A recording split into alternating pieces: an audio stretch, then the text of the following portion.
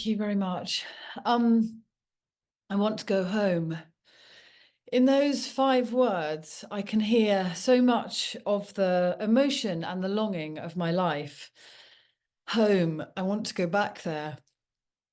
I think that all of us at some point have longed for home. But what does it really mean? Is it a place that you can return to, an actual location? Or is it the memory of a place bathed in the rosy pink glow of perspective and nostalgia? Is it a physical place, like a landscape or a city, a street or a wood, an ocean or a beach that you feel especially connected to? And is home something less tangible, something ineffable? Is it a memory, a feeling, or even the memory of a feeling? Or imagination? Is home the act of imagination itself? Home as a place, a memory, a subject, a location is something that has obsessed me and haunted me too since I can first remember feeling. That longing for home is something that I've thought of since I was very small, and homesickness is one of my earliest memories. I was about 5 or 6 years old, and I was staying at the house of a friend as my mother had unusually gone away for a single night.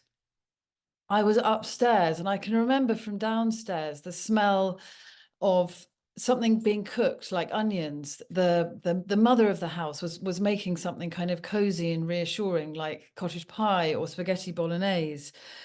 I had nothing to be afraid of. I was being cared for beautifully. My mum was going to come back very soon. And yet my child's heart can remember that feeling of longing, the feeling of melancholy, of a kind of physical pain at being separated from home with my mother in it. And I can remember that feeling even now, and it still hurts a lot. So much of my child and my adult life has been spent trying to locate and find a home to feel myself in. And I read a quote recently which said, "Home is a place where we can stop running." That sort of made me think a lot, because I also want to make it clear that my search for home comes from a place of great privilege. And this feels important, especially right now, at this moment in time, when so many people are facing the devastation or very, very real loss of home due to conflict or climate change or global unrest everywhere. I wasn't facing persecution. I wasn't facing war. I wasn't a refugee. I hadn't been made homeless. And yet, I think that this preoccupation with home and what it represents is something that a lot of us share. And I was curious too about a sensation that I felt since I was really very small, about a kind of homesickness that occurred even when I was standing in my kitchen at home. This sort of feeling of longing for something intangible, for that ineffable thing that I couldn't quite define, is probably best described by Basho. Of course, it would be Basho, wouldn't it? Whose haiku I've included in the prologue to my new book, The Giant on the Skyline, which is all about home. And Basho wrote, "Even in Kyoto, hearing the cuckoo's call, I long for Kyoto." Home as a place and a location became even more urgent for me a couple of years ago, when my husband, who traveled a lot for his work, suggested that we should leave our slightly shabby, messy, colourful cottage in Oxfordshire and move with our 5 children to Washington, D.C., where his work was taking him a lot. Well, I can assure you that that sent me into a complete and utter frenzy and headspin. I was actually being made to leave home. And it forced me to turn my attention outwards, to search and to try and define the feeling of home. What was it that I was really scared of losing when Pete said, let's leave England, let's move to America? And I thought that if I could define home, then perhaps leaving it wouldn't make me feel quite so sad. It wouldn't make me feel quite so bad. And this kind of exploration of home and what it is took me to many different places: literal, spiritual, emotional. They start, I suppose, in Oxford. I was born in Oxford, but I grew up in the countryside, and that is where I feel most at home, in a fairly remote corner of Wiltshire. And apart from a couple of stints abroad and some years in Oxford, which isn't really like a big city, it's more like a kind of provincial market town, really, apart from the university. I've never lived in a city. I've lived in the country my entire life. I feel intensely at home in a wet, dense, green, muddy field. I really know where I am in a village shop. And I love local life, and I feel really passionate about defending the countryside from kind of accusations that it's boring or it's twee or it's a place for kind of self-satisfied retirement or millionaires' mansions. I find this sort of fetishization of cottagecore on social media both ridiculous and deeply patronizing. Rural life is filled with just as much human pain and human torment and human longing and love and excitement and energy as any kind of cityscape is. And anybody who thinks that the countryside is sleepy or quiet has never brought up teenagers in a village or been to a rave or had the dubious pleasure of trying to look after animals in the countryside through a very, very wet winter. So in my writing, in my definition of home, I have tried to capture what rural life means to me. And a big part of that is the people, is the rural voices. I went out and I talked to many different people who made up the rural life that I know. They include the blacksmith who used to come and put the shoes on my horses, who would come over. He came from Swindon, and he would tell me about buying a house with his boyfriend and how excited he was and what Swindon meant to him as a home. And I talked to the fencer who came to fix the fences and who was also a Morris dancer and an ultra marathon runner and a raver. I talked to the unemployed girl who was living in a van and off on her way down to perhaps live in Bristol, perhaps live in Southampton, perhaps go and live on Dartmoor. These real people all showed me versions of home that I found incredibly valuable. I also turned to the actual landscape, the physical landscape itself, while I was searching for this definition of home. And I'm lucky to have lived in South Oxfordshire on a corner which borders Wiltshire and Berkshire. And the Ridgeway, the ancient track which crosses the hills there, which is known as Europe's oldest road, is where I fixed my attention, a place that I could see from my house at home. What I love about this landscape is that it's an intensely human landscape. It doesn't feel like a distant wilderness at all. And it's been used for millennia by people as a trading route by Roman soldiers, and more recently by walkers, by ravers, by families who use it as a place of escape, I suppose.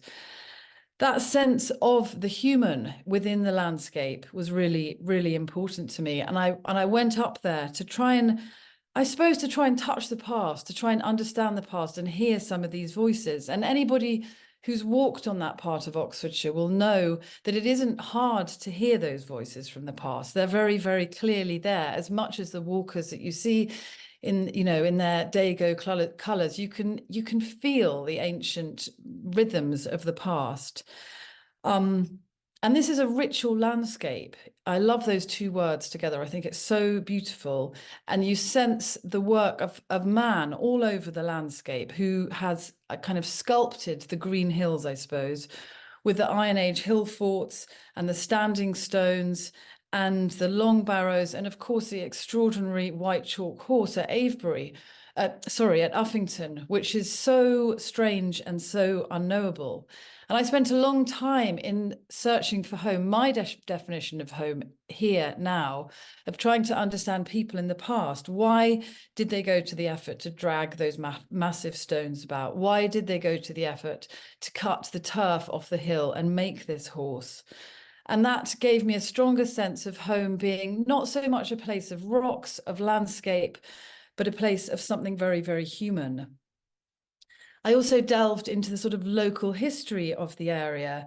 One afternoon, I went with my teenage son, who was just about to leave for university, to go and look for the remnants of a lost village called Snap up on the Ridgeway, looking for clues about what it might offer to me, about whether a place holds a memory of home long after the people have left it. I looked at my local town called Wantage, which you could see it as a sort of provincial little market town.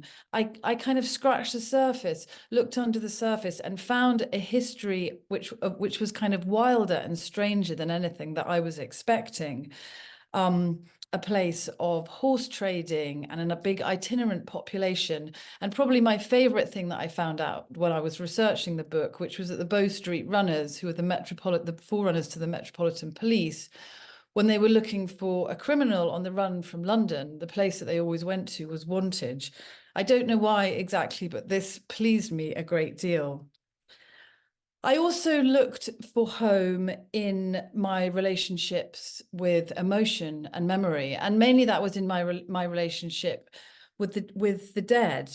I thought that home might be embodied by people as much as by landscape, and I tried to understand the way in which my relationship with my mum and my sister, who have both died and with whom I spent a long time on the Ridgeway, might be kind of lost if I left that corner of Oxfordshire. And I think honestly that something is lost. I live in America now, and I am very aware that in moving away from England, I have lost a kind of tangible connection to them.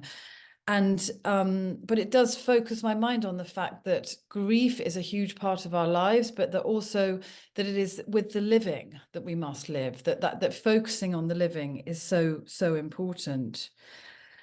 And finally, this kind of exploration of home made me concentrate a lot on what I was trying to create for my children, this obsession with home. What was it really about? I'd had a very happy childhood, but I didn't want to kind of slavishly recreate everything that I had done in the same way as a kid for my own children. And instead, there was the creative act of home, of creating new textures, new colors, new rituals with my children.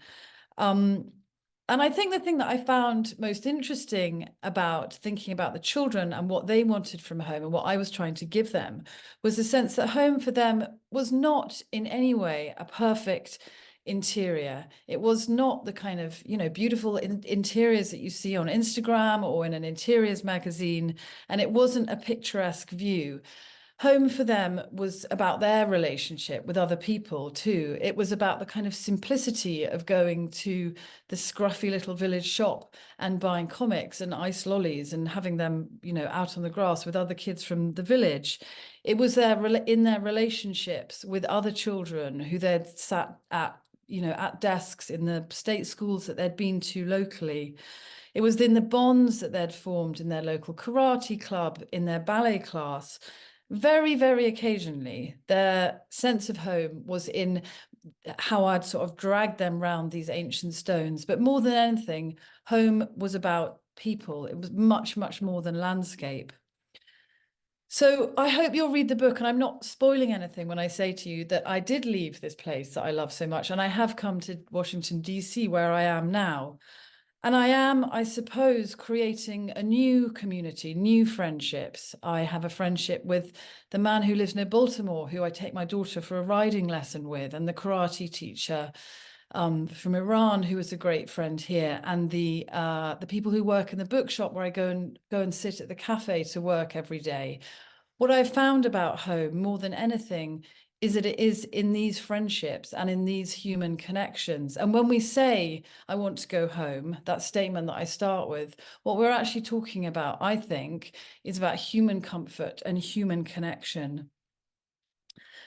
So what I would leave you with, I hope, was that sense that home is in community. It is in friendships, and working on that community and creating those friendships and making time for one another is the place where real comfort and real home is found. Thank you very much.